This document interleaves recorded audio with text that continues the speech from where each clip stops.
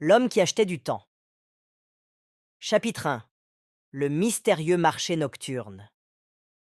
Dans une ville où tout allait à une vitesse folle, vivait un homme nommé Elliot. Il avait passé toute sa vie à travailler sans relâche, oubliant peu à peu ce qui comptait vraiment. Sa famille, ses amis et même ses propres rêves. Un soir, alors qu'il rentrait tard du bureau, il se perdit dans une ruelle inconnue. Devant lui apparut un marché étrange, illuminé par des lanternes dorées.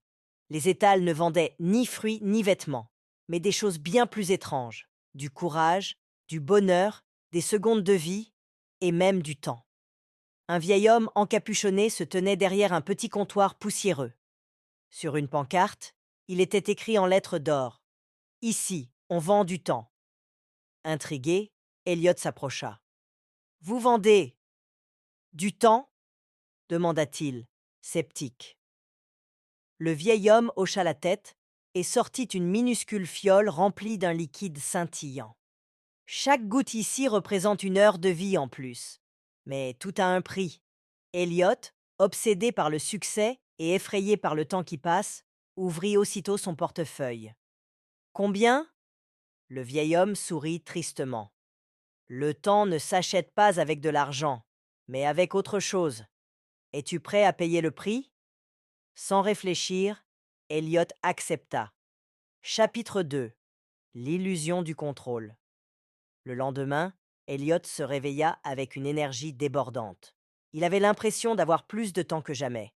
Au travail, il accomplissait ses tâches 2 fois plus vite. Il trouvait des solutions à tout. Jour après jour, il retournait au marché pour acheter encore plus de temps, échangeant des souvenirs de son passé, des émotions et même des nuits de sommeil contre ces précieuses gouttes. Bientôt, il était devenu l'homme le plus efficace du monde. Mais quelque chose clochait. Un matin, il croisa un vieil ami d'enfance. Elliot, tu te souviens de notre voyage au bord de la mer quand on avait 15 ans? Elliot cligna des yeux. Il n'en avait aucun souvenir. Tu ne te rappelles pas non plus de ton premier amour?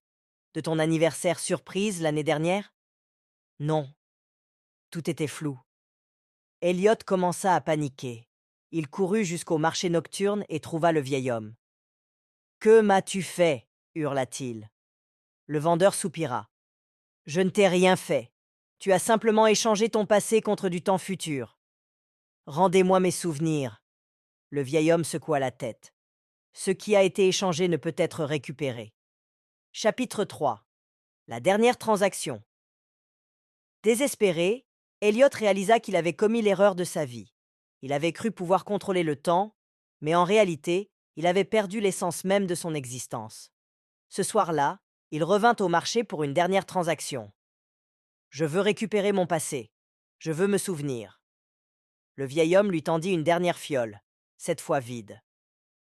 Il ne te reste qu'une seule chose à échanger, Elliot. Elliot baissa les yeux et comprit. Son avenir. Sans hésiter, il verse la fiole entière sur sa main. En un instant, tout lui revint.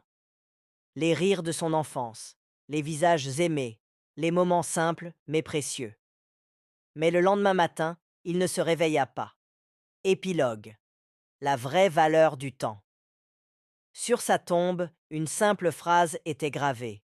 Le temps ne se possède pas, il se vit. Et dans la ville, la légende du marché nocturne se transmit, rappelant à chacun que chaque seconde est un cadeau qu'on ne peut ni acheter ni récupérer. Leçon de vie. Ne sacrifie pas ton présent en croyant pouvoir accumuler du temps. Le temps n'est pas un capital à économiser, mais une richesse à savourer chaque jour.